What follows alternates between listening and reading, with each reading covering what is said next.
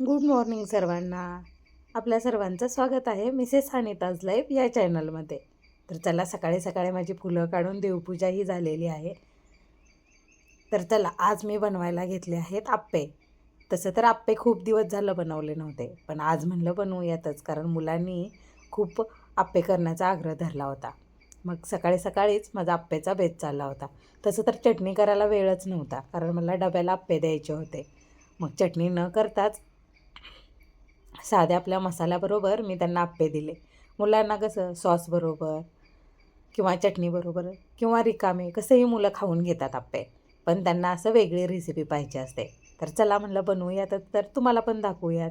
मस्त असे आप्पे नॉनस्टिकच्या तव्यामध्ये बनवून घेतलेत मी. आता सुरुवातीला जर असं तेल घालून आप्पे सोडून घेतले. हे कसले मस्त फुगायला लागलेत ना, कारण पीठ चांगलं आंबलेलं होतं. मग हे चांगलं वाफवून घेतले, झाकण ठेवून वाफवून घेतले की खूप छान होतात. आणि मीही खूप दिवसानंतर केले होते, त्यामुळं सुरुवातीचा तवा करताना थोडंसं चिकटपणा कमी जाणवत होता तव्याला, म्हणून तर मला तेल थोडंसं जास्तीचंच सोडायला लागलं. पण आपण जर नेहमी करत असू ना, तर तवा थोडासा मुरलेला. तर मैत्रिणींनो, तुम्हीसुद्धा काय काय नवीन पदार्थ बनवता मुलांसाठी, तर मला कमेंट करून नक्की सांगा. म्हणजे मीसुद्धा तसे पदार्थ ट्राय करेन नक्कीच. आणि चला, आजकाल पाऊस सुरू असल्यामुळं तसं फारसं काही होत नाही. म्हणजे अगदी घरातली कामं अगदी बोर होऊन जातं दिवसभर. पण ज्यावेळी मी तुमच्याबरोबर व्हिडिओ शेअर करते, शूट करते, तर मला कोणीतरी माझ्याबरोबर असल्याचा भास होतो. आणि मग मलाही छान वाटतं आणि मन अगदी प्रसन्न होऊन जातं. तर चला, आता इथं माझे आप्पे भाजलेले आहेत. तर छानसं परत एकदा तेल तेल घालून नंतर आता आपण आप्पे काढून घेऊयात. तर तुम्ही सध्या खूप पाऊस असेल तुमच्याकडे, तर तुम्ही काय करता हे सुद्धा मला कमेंट करून सांगा. तर कसे झालेत आप्पे? आप्पे खूप छानच होतात आणि मुलांना, कुठल्याच मुलांना आवडत नाही असं होत नाही. आप्पे मुलांना खूप आवडतात आणि ते करायला फक्त थोडंसं आपल्याला वेळ जातो. वेळखाऊ पद्धत आहे ही. पण मुलांना मात्र खायला मज्जाच मजा येते. हे तांदळाचं पीठ भिजवलं ना, की मग त्या दिवशी आपला फक्त तांदळाच्या पिठाचा म्हणजे आप्पे, डोसा, इडली ह्याचाच बेत होतो ना.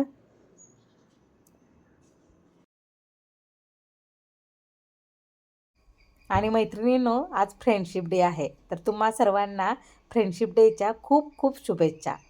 तर तुम्हीसुद्धा कसा फ्रेंडशिप डे सेलिब्रेट केला हे सुद्धा मला कमेंट करून सांगा. तर चला, माझे आत्ता आप्पे बनवून झालेले आहेत. चला, आता आपण खायला घेऊयात. अरे पण ही दुसरी बॅच राहिलीच की. ही माझी पहिली बॅच बनवून झाली. चला, आता दुसरी बॅच पटापट काढून घेते. मी जितक्या पटपट काढते तितक्या पटपट झालं नाही बरं. आणि त्यानंतर आज फ्रेंडशिप डे असल्यामुळं चला म्हणलं थोडंसं सेलिब्रेशन करूयात.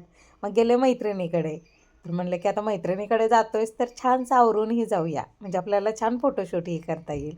मग मी गेले फ्रेंडशिप डे निमित्त सेलिब्रेशन करायला.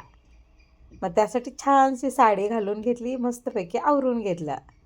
आणि मागच्या 4 दिवसापूर्वी आम्ही नदीचं पाणी पाहायला गेलो होतो. आता तेथील शूटही मी तुम्हाला दाखवते. तर जाताना रंकाळ्याकडून गेलो. तर रंकाळा कसला मस्त भरलेला होता. पावसामुळे भरगच्च झालेला होता आणि पक्षी आनंदाने पाण्यावर तरंगत होते. खूप छान वाटत होतं. आणि इकडे थोडंसं आभाळ आल्यामुळं पाऊस फारसा नव्हता. पण आभाळ आल्यामुळं थोडंसं ढगाळ वातावरण होतं आणि थोडासा व्ह्यू मात्र असा आभाळलेला, ढग आलेले असा आला होता. नदीला पाणी तर खूप होतं. अगदी आता सतत पाऊस पडतोय. त्यामुळं आत्ता नदी भरलीही असेल.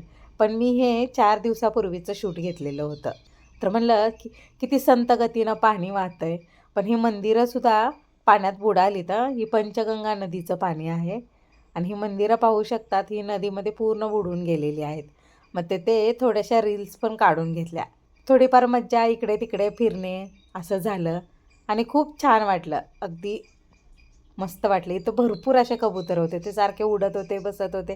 मी म्हटलं की चला आपण हाताने उडवून लावलं तर बघूया घाबरतात काय. आणि मी उडवलं आणि ते चक्क उडले आणि वरती जाऊन बसले. मग त्यानंतर संध्याकाळी आलं की परत आपली नेहमीचंच. म्हणलं सकाळचं पीठ राहिलंच आहे आत्ता भिजवलेलं, तर चला आज डोसे बनवून घेऊयात.